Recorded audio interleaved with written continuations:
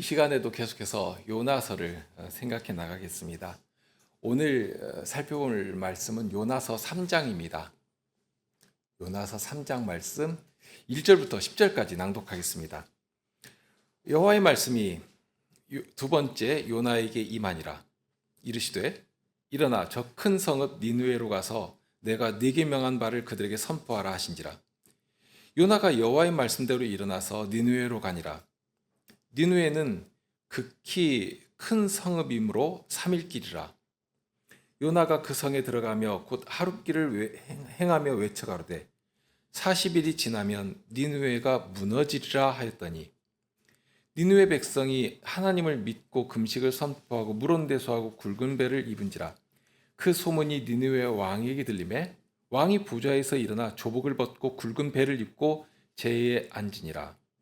왕이 그 대신으로 더불어 조서를 내려 느느웨에 선포하여 가로되 사람이나 짐승이나 소떼나 양떼나 아무것도 입에 대지 말지니 곧 먹지도 말 것이요 물도 마시지 말 것이며 사람이든지 짐승이든지 다 굵은 배를 입을 것이요 힘써 여호와께 부르짖을 것이며 각기 악한 길과 손으로 행한 강포에서 떠날 것이라. 하나님이 혹시 뜻을 돌이키시고 그 진노를 그치사 우리로 멸망치 않게 하시리라. 그렇지 않을 줄을 누가 알겠느냐 한지라. 하나님이 그들의 행한 것 곧 악한 길에서 돌이켜 떠난 것을 감찰하시고 뜻을 돌이키사 그들에게 내리리라 말씀하신 재앙을 내리지 아니하시니라.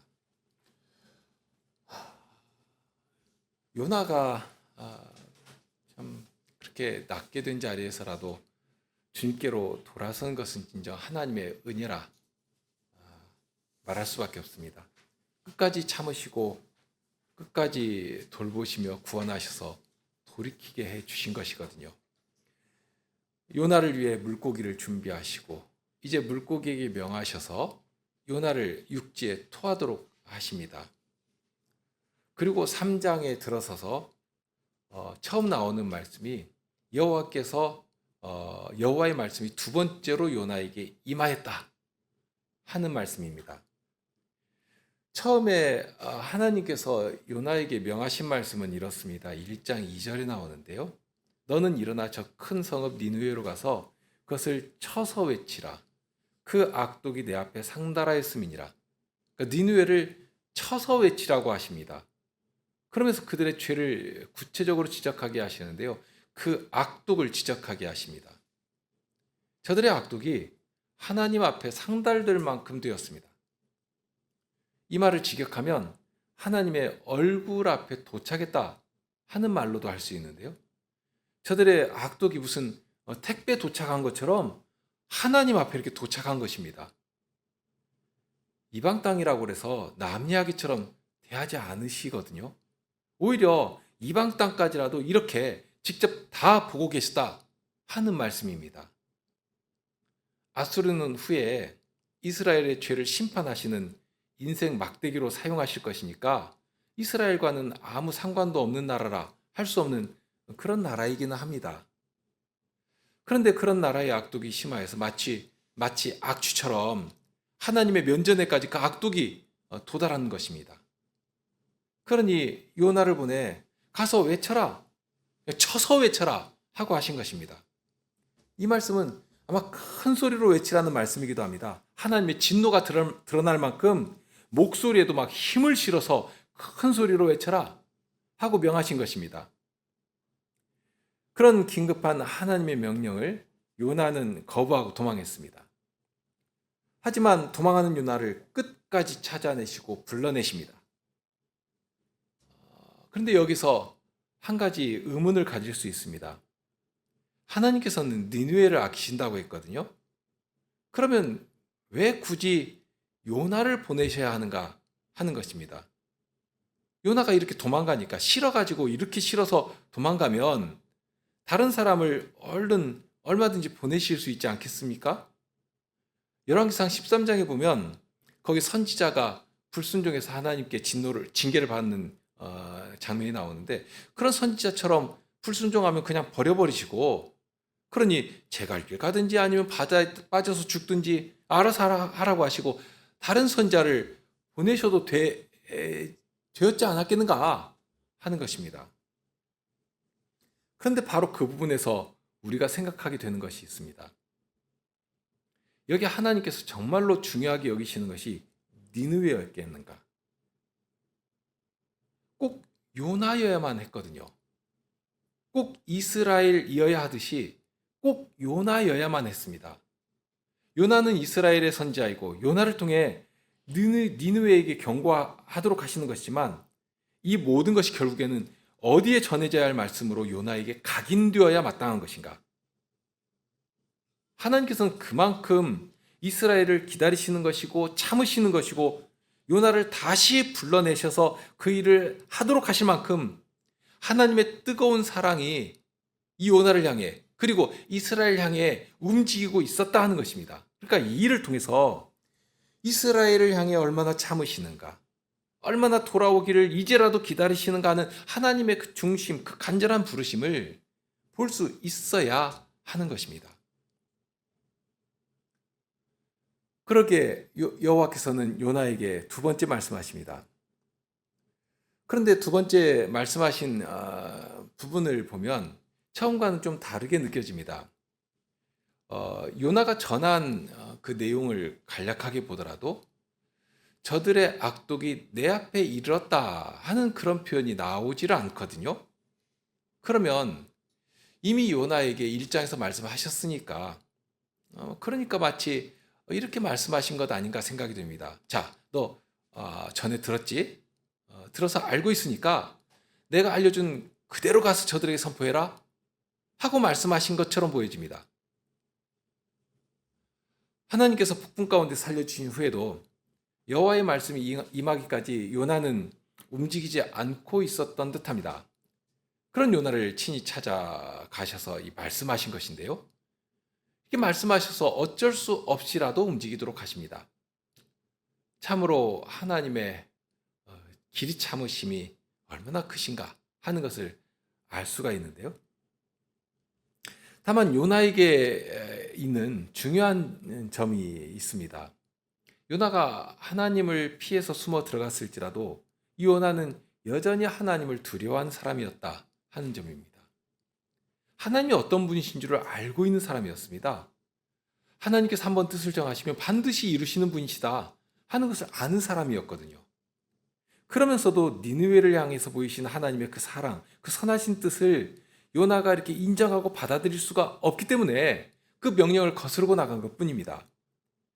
그런 요나를 하나님에 대해서 알고 있고 하나님의 선하심에 대해서 알고 있는 요나를 다시 부르시고 세우셔서 그 일을 하도록 하신 것입니다.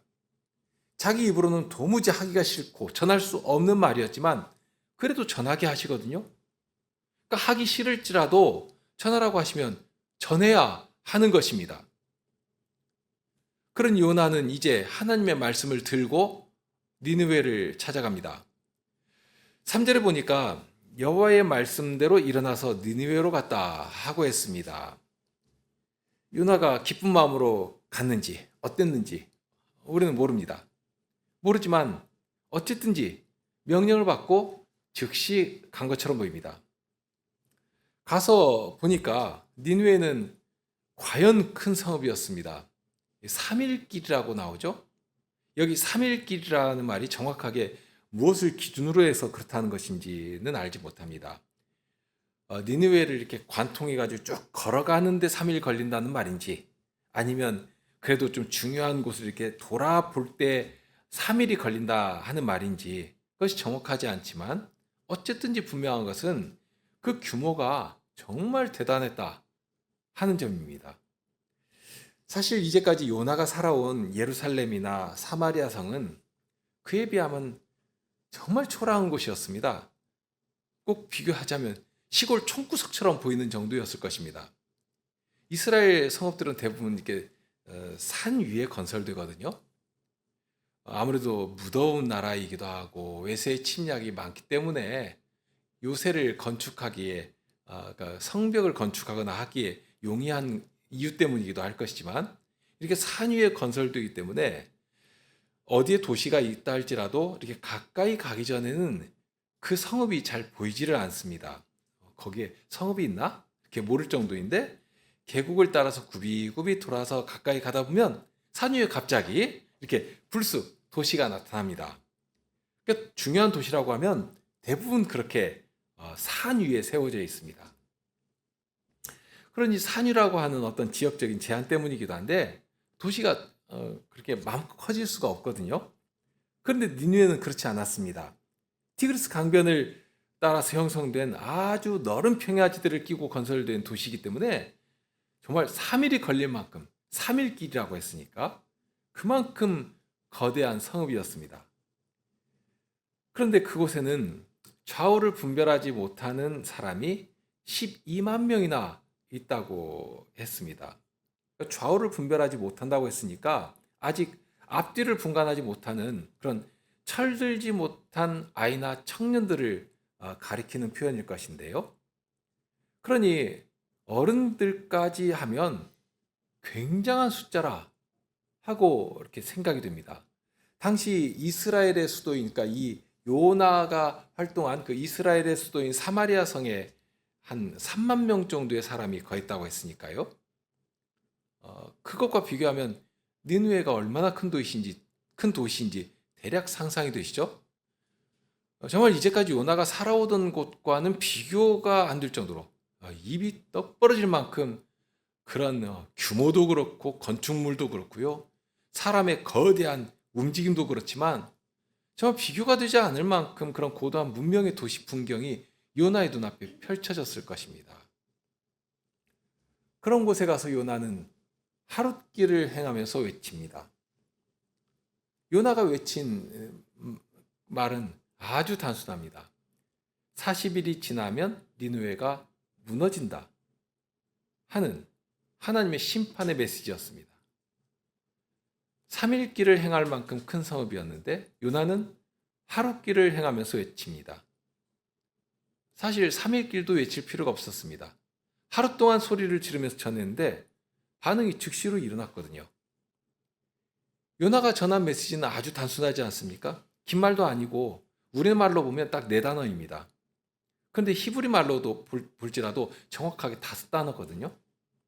딱 5단어를 외치면서 하루 동안 니느웨의 하나님의 심판을 외친 것입니다. 그런데 여기서 좀 생각할 부분이 있습니다. 요나가 외친 것은 40일이 지나면 니느웨가 무너진다 하는 메시지입니다. 그럼 하나님께서 전하라고 명하신 말씀이 그것이 전부였는가 하는 것입니다. 딱 이 5단어만 요나 입에 주시면서 자, 이 말대로 전해라 하고 하신 것이었겠는가? 앞에서 1장 말씀도 생각했지만 처음 요나에게 임하셔서 알려주신 그 말씀을 보면 니느웨를 심판하시는 이유, 그러니까 니느웨가 심판을 받아야 하는 이유까지 거기에 언급되어 있습니다. 저들의 악독이 내 앞에 상달되었다는 것입니다. 얼마나 악이 넘치는지 그 악취가 하나님 앞에까지 막 스멀스멀 지금 기어 올라오고 있는 것입니다. 그러니 그 참을 수가 없는 것이고, 그러니 가서 외치라고 하신 것입니다. 하나님께서 요나에게 그냥 기계적으로 말을 심어주시고, 자, 이 5단어 줬으니까 이거 말고 다른 거 하지 마. 딱 이 5단어만 외쳐. 그리고 40일 후에 니느웨가 무너진다 하는 그 말만 외치고 다니라고 하셨겠는가? 자, 노아의 때에 하나님께서 방주를 예비하게 하시면서 노아에게 알리신 말씀이 있습니다.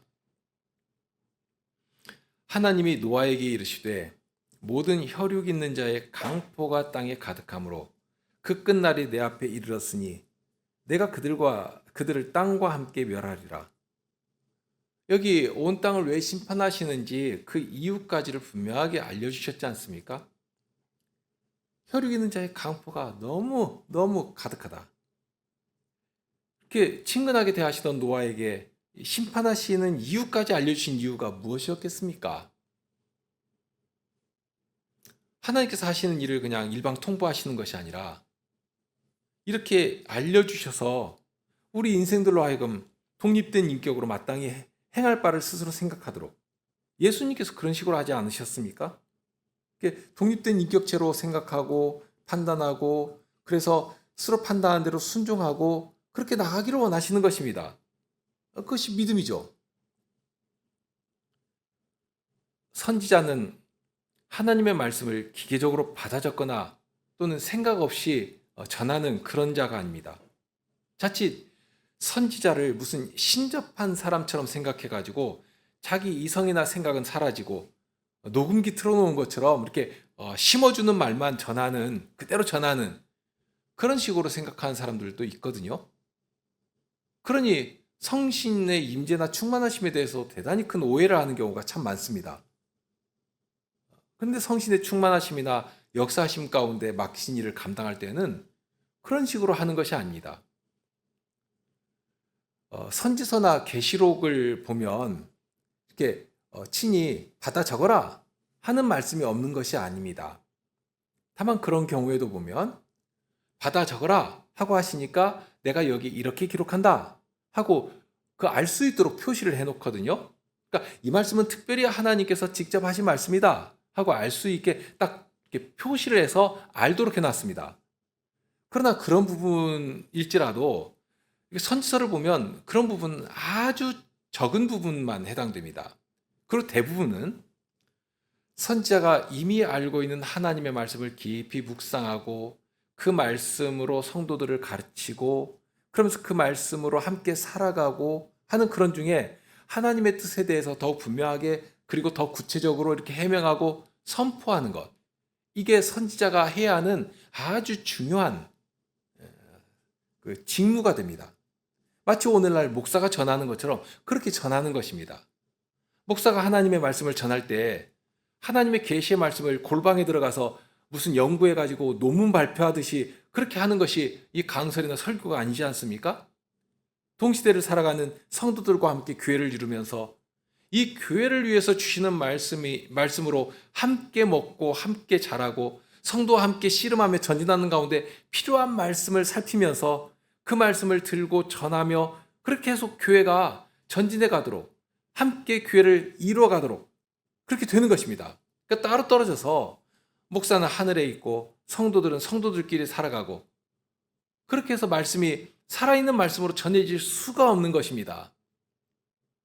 그것은 선지자도 동일합니다. 물론 선지자는 그 위에 정말 독특한 쓰임이 있는데요. 동시대에 적효한 말씀을 전하도록 하시는 것이지만 이 선지자는 앞으로 오고 오는 모든 세대에 선포되어야 할 진리의 말씀을 기록된 언어로 남겨야 했습니다. 이것이 대단히 중요한 선지자의 사명이었습니다. 그러나 선지자는 무엇보다도 당시 하나님의 백성들이 먹고 살아야 할 말씀을 정말 생생한 말씀으로 전하는 일을 해야 합니다. 그러니 하나님의 말씀에 대한 깊은 이해와 특히 동시대를 살아가는 이 성도들에 대한 그 삶에 대한 이해가 함께 있어야 했습니다. 그러니까 산에 들어가서 혼자 돌을 닦다가 혹은 기도처에 들어가서 몇 달이고 기도하다가 어떤 신의 계시를 받아서 내려와 가지고는 그거 이렇게 전하는 그런 사람이 아니라는 말씀입니다. 항상 성도들과 함께 예배하며 말씀을 전하며 그 말씀으로 함께 씨름하고 고민하고 그러니 슬픈 일이 있을 때는 함께 슬퍼하며 기도하고 기쁜 일이 있을 때는 함께 기뻐하며 감사하며 찬송하고 그렇게 말씀으로 함께 살아가는 그 터 위에서 말씀을 해명하고 지금 함께 교회를 이루는 성도들에게 필요한 그런 말씀을 전하게 되는 것입니다.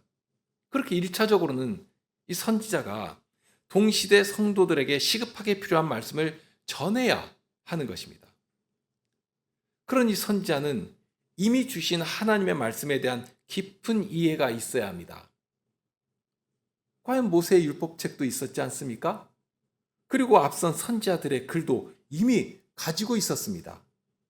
그러니 그 말씀으로 성도의 삶을 살피면서 시대적 요청에 대해서 대답할 준비를 하고 있어야 하는 것입니다. 그저 신탁 받듯이 이교도들의 신전들은 그렇지 않습니까? 신탁을 받아가지고 전하는 그렇게 한 것이 아니라는 것입니다. 요나에게도 그랬습니다. 그냥 전할 내용을 암기하도록 해가지고 이거 그대로 전해라 하고 하신 것이 아닙니다. 여기 기록에는 다 나와 있지는 않습니다만 하나님께서 전하라고 하신 큰 내용은 아주 분명합니다. 저들의 악독이 하나님 면전까지 이르렀다 하는 것입니다. 그것은 니느웨 사람들의 아우성이고 비참 가운데 부르짖는 절규의 소리였습니다. 마치 이스라엘이 애굽에서 고통 중에 부르짖는 그 부르짖음이 하나님 앞에까지 상달된 것처럼 하나님 앞에 올려져서 하나님께서 친히 구원이 되시지 않습니까? 그런 것처럼 여기도 니느웨 성에서 부르짖는 많은 사람들의 절규가 진동을 했고 마침내 그 소리가 하나님 앞에까지 올라간 것입니다. 하나님께서 세상을 다스리실 때에 정하신 기준들이 있습니다. 세상이라고 해서 저절로 알아서 움직이도록 하신 것 아닙니다. 그냥 자연 법칙 정해놓았으니까 이제 알아서 가라 하고 방치하고 팔짱 끼고 앉아서 보시는 것이 아니라는 것입니다. 물론 일반 은총을 주시고 자연의 질서를 내셔서 그 법칙 안에서 운행되어 가도록 하신 것이 있는 것이지만 무엇보다도 이 자율적인 존재로 살아가게 하신 이 사람의 역사에 대해서는 정말 직접적으로 늘 개입하셔서 악이 한 사회를 집어삼키는 일이 없도록 그렇게 해서 악이 세상을 뒤덮는 일이 없도록 어미로 다스려 오셨거든요. 침묵 가운데 묵묵히 보실 때라도 하나님께서 정하신 기준이 있기 때문에 악이 차고 넘치게 되면 즉시로 개입하셔서 당신의 의의를 드러내시고 심판하시고 역사의 물꼬를 바로 잡아 가신 것입니다. 그렇게 해오신 것입니다. 그것이 세상의 역사입니다. 그러니 하나님께서 내신 기준으로 판단하실 때 더 이상 한 사회가 세상에 존재할 가치가 없다고 판단하실 때는 친히 심판의 칼로 저들을 진멸해 가신 것입니다. 개인에게도 그렇게 하시는 것이지만 특히 한 사회, 어떤 국가에 대해서도 그렇게 하십니다. 그런 때에 어떤 경우에는 사람을 당신의 막대기로 쓰기도 하시죠. 후에 이제 이 아수르가 그런 식으로 심판을 받게 될 것인데요. 지금은 아수르가 세상을 막 주무르는 것 같이 보이지만 그리고 요나가 전하는 이 회개하라 하는 하나님의 심판이 이르렀다는 이 소리를 듣고서는 잠시는 회개해서 하나님께서 심판을 유예하기도 하신 것이지만 그러나 그것이 얼마 오래가지 못합니다.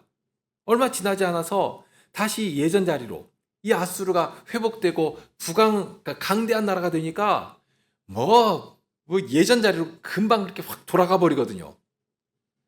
그러니까 하나님께서 견디실 수가 없도록 강포와 자네가 절대 권력을 가지는 그런 자리로 급속하게 들어갑니다. 결국 하나님의 심판을 자초하는 자리에 이르게 된 것인데 그럴 때는 바벨론을 통해서 저들을 아주 철저히 숙청해 버리십니다. 세상 역사에서 그 이름을 지워버리십니다.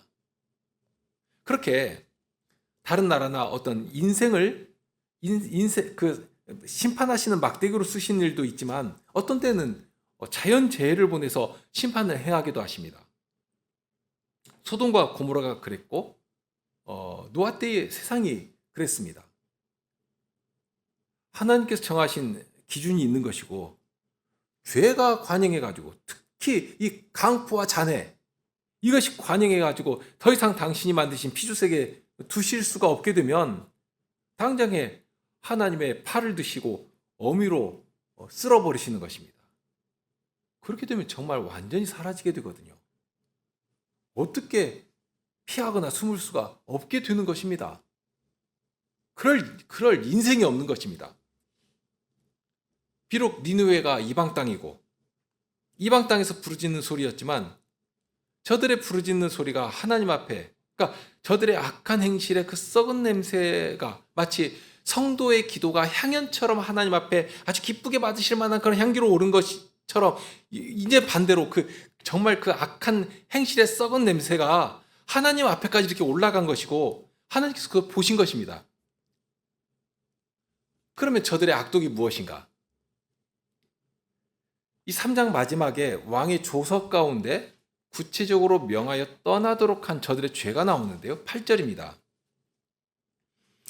각기 악한 길과 손으로 행한 강포에서 떠날 것이라. 그러니까 힘이 약하고 가난하고 불쌍한 자들에 대해서 강포를 보이며 잔악을 행해왔던 것이고 그런데 여기서 정말 두렵게 생각해야 하는 것이 이런 강포와 잔악이라고 하는 것이 지금 앗수르만 그런 것인가? 전혀 그렇지 않았다는 것입니다. 이것이 참 두려운 일이거든요. 오히려 이스라엘은 어땠는가? 이스라엘은 더하면 더했지 전혀 다르지 않았습니다. 요나와 동시대에 활동한 선지자가 있다고 말씀드렸죠? 예, 대표적으로 아모스인데요.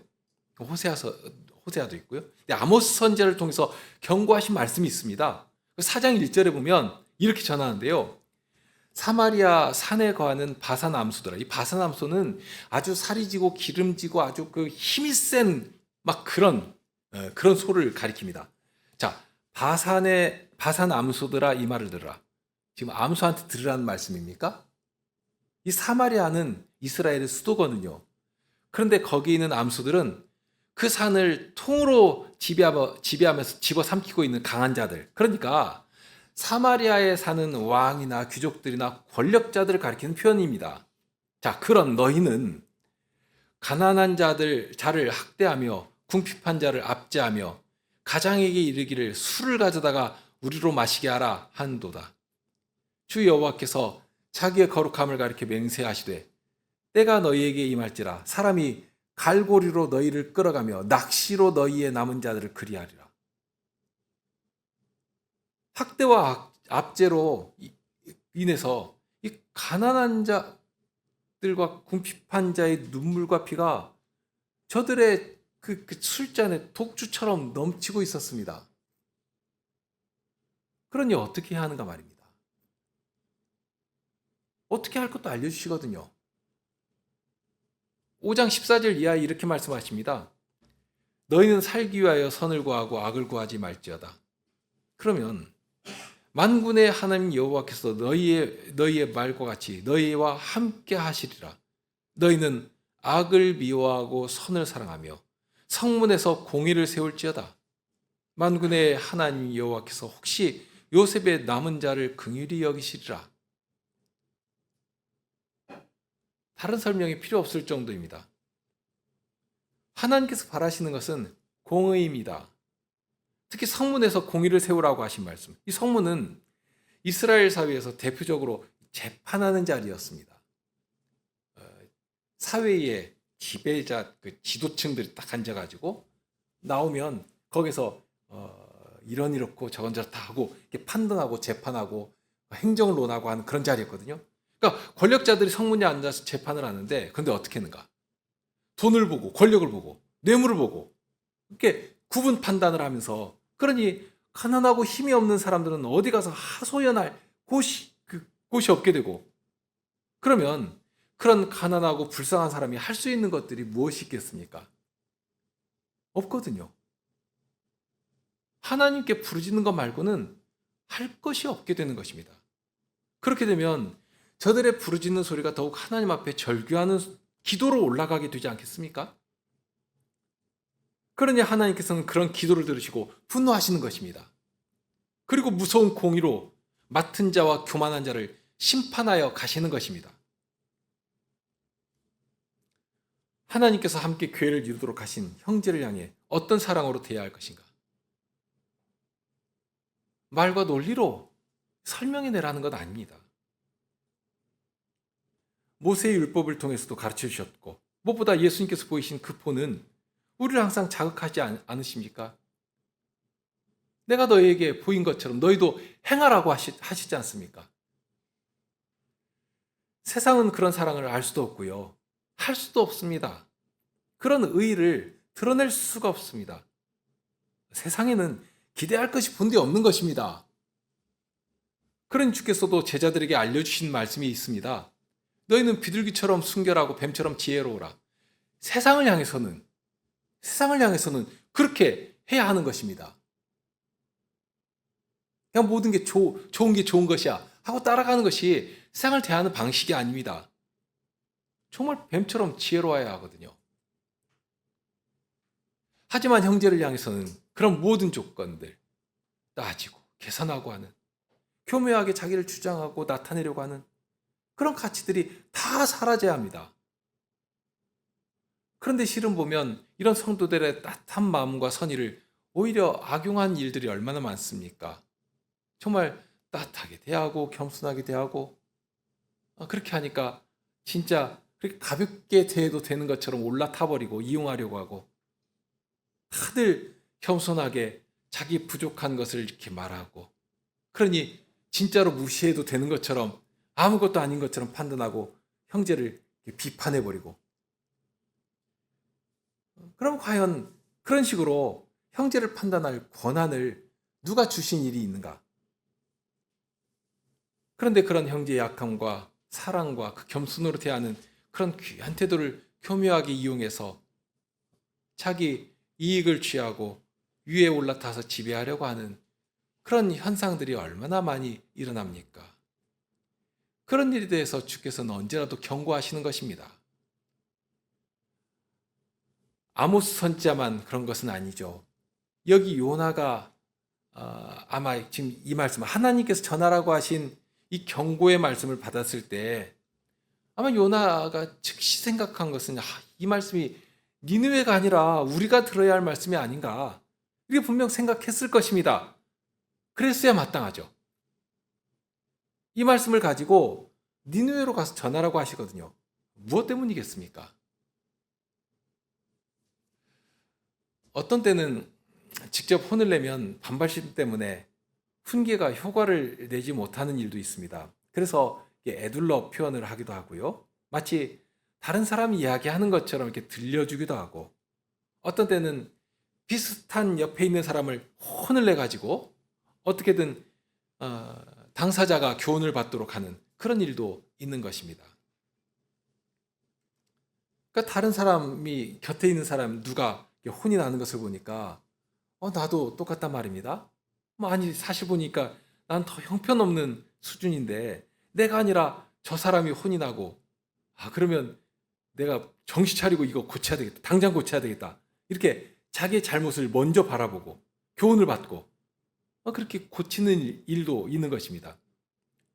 사람이 참 못된 부분이 있는데 자기 잘못을 알면서도 직접 지적당하고 직접 책망을 받으면 그냥 내가 그렇지 하고 하는 것이 아니라 그냥 반발심이 먼저 탁 튀어나오는 그런 못된 습성이 우리에게 있지 않습니까?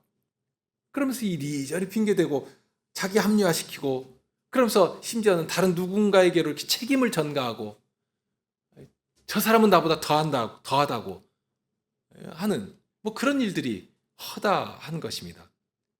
그러니 어떤 때는 직접적으로 하기보다는 다른 방식으로 심지어는 곁에 있는 사람을 대신 혼을 내는 그런 방식을 사용하기도 하시는 것입니다.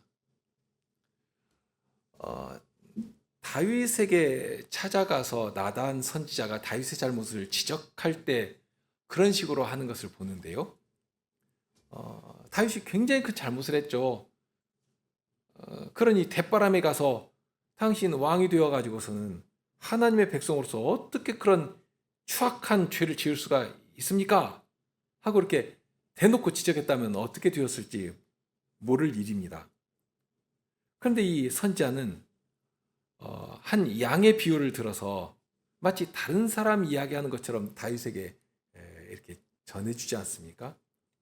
소와 양이 힘이 많은 부자에게 하루는 손님이 왔는데 그 사람을 위해서 대접하기 위해서 자기의 그 많은 소유 중에서는 한 마리도 아까워가지고 못하겠고 같은 성에 사는 가난한 사람이 있는데 그 사람이 정말 자기 딸처럼 자식처럼 아끼는 양 한 마리가 있는데 그것을 빼앗아 가지고서는 자기 손님을 대접하겠다고 그렇게 빼앗아서 대접해 놓으라고 그런 이야기를 들려주니까 다윗이 아주 분노하지 않습니까? 분노해 가지고는 여호와의 사심을 가리켜 맹세하노니 이 일을 행한 사람은 마땅히 죽을 것이라 하고 말합니다. 그럴 때 나단이 비로소 말합니다. 당신이 바로 그 부자라고. 다윗의 죄를 백주하에 밝히고 드러낸 것입니다. 하나님께서 그렇게 나단을 통해 자신의 죄를 들추고 밝히실 때에 다윗은 그 앞에 꼬꾸라지거든요. 정말 마음을 찢으며 얼마나 아파하고 회개했는지 모릅니다. 그 회개의 고백이 시편 51편에 고스란히 담겨 있지 않습니까? 주님께서는 아모스 선지자를 통해서 보내셔서 이스라엘의 죄를 정말 직접 책망하기도 하셨습니다. 대놓고 책망하시거든요.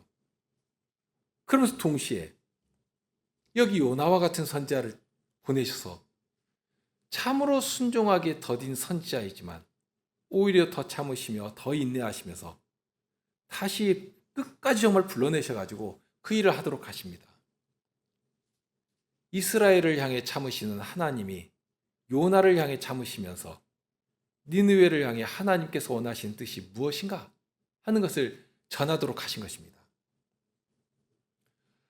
요나를 통해 아수르에게 경고하신 말씀이 있습니다.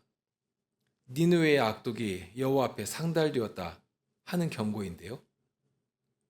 실은 그렇게 요나가 살아가는 이스라엘의 현실이 그런 정도에서 전혀 낫다 할 수가 없는 지경이었습니다. 그러니 정말로 이 심판의 경고를 들어야 할 대상이 니느웨보다는 이스라엘이었고 요나가 그 사실을 먼저 깨달았어야 마땅했다 하는 것입니다. 여호와께서는 요나에게 두 번째 임하여 니느웨로 가서 전하라 하고 명하십니다. 명하실 때 전에 내가 명한 것, 그 말씀을 그대로 선포하라 하고 명하신 것입니다. 요나는 더 이상 물러설 곳이 없게 되었죠. 가야 합니다. 가서 선포해야 합니다. 그러니 일어나서 니느웨로 가서 하룻길을 행하며 외쳐 전합니다. 요나가 전한 메시지는 대단히 간결했습니다. 딱 다섯 마디 말이었습니다. 40일이 지나면 니느웨가 무너지리라. 어찌 보면 대단히 단순한 선포였지만 굉장히 놀라운 반응이 일어납니다. 니느웨는 3일길이나 돌아야 할 만큼 큰 성읍인데 하루만 전에도 사람들이 큰 반응을 보이기 시작한 것입니다. 여기에서 이들이 보인 반응, 이런 회개에 놀라운 반응이 요나가 잘 전했기 때문에 또는 열심히 했기 때문에 그래서 나온 결과가 아니지 않습니까? 어떤 면에서 보면 요나는 하나님께서 전하도록 하신 말씀을 정말 충실하게 전했다고 말하기가 어려울 정도였습니다. 그러나 주님께서는 그런 정도만 하여도 저들의 마음을 자극하시고 당장의 회개의 자리에 이르도록 해주신 것입니다. 그만큼 시급하게 역사하셨습니다. 하나님께서 저들을 구원하실 뜻을 정하신 것이고 그러니 요나가 전한 그런 정도의 선포라도 사용하셔서 저들의 마음을 붙잡고 흔들어 놓으신 것입니다. 그러니 하루만 전에도 충분하게 되었습니다. 다만 회개했다고 했는데 회개하는 것이 정말 죄사함을 받을 만한 그런 회개를 한 것인가? 전혀 그렇게 볼 일은 아닙니다. 그저 일반적인 사회를 존재하게 만들 만한 그런 정도의 의와 자비와 공의를 보이기 시작한 것뿐입니다. 그렇지만 그런 정도만 보여도 자기들의 그 강포와 잔악에서 그 악한 길에서 돌이켰다면 정말 일반적인 사회에 베푸시는 은총으로도 하나님의 자비하심을 보여주신 것입니다. 저들에게 임박한 진노를 유예시키시고 저들의 그나마라도 하는 그 회개를 받아주신 것입니다. 참 하나님의 인애, 정말 길이 참으심, 노하기를 더디하신다 하신 이 말씀이 어디까지 미치는 것인가? 참으로 놀랍고 참으로 경이롭다 하는 것을 배우게 됩니다. 오늘은 여기서 마치시죠.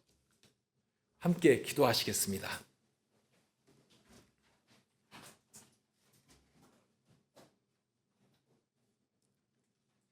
주님의 사랑, 그 노하기를 더디하시는 그 인자하심을 저희가 어찌 다 알며 어찌 다 찬송할 수 있겠습니까? 저희가 주님 앞에 과연 어떤 자들인지, 그런데 저희를 아시면서도 일양 사랑하시고 참으시고 이제라도 주님 앞으로 돌아오도록 하십니다. 주님의 말씀을 들려주시며 이 말씀으로 저희 마음을 움직여 가십니다. 오로지 주님만을 바라게 하십니다. 주님, 저희가 세상의 방식을 쫓아 하나님을 떠나는 일이 없게 하여 주옵소서. 세상을 흠모하거나 곁눈질하거나 투기를 보는 일이 없게 하여 주옵소서. 오로지 주님 나라를 사모하게 하시고 주님의 말씀을 사모하게 하시고 주님께서 바라시는 그 의와 사랑을 주님께서 기뻐하실 만한 열매로 외쳐드릴 수 있도록 저희 자신을 드리게 하여 주옵소서. 주님의 말씀이 가리키는 그 자리를 향해 성도가 주님의 말씀을 따라 순종하는 그 자리를 향하여 겸손히 순종하며 움직여가는 저희 언약교회가 되게 하여 주옵소서. 우리 주님 예수 그리스도의 이름으로 기도드립니다. 아멘.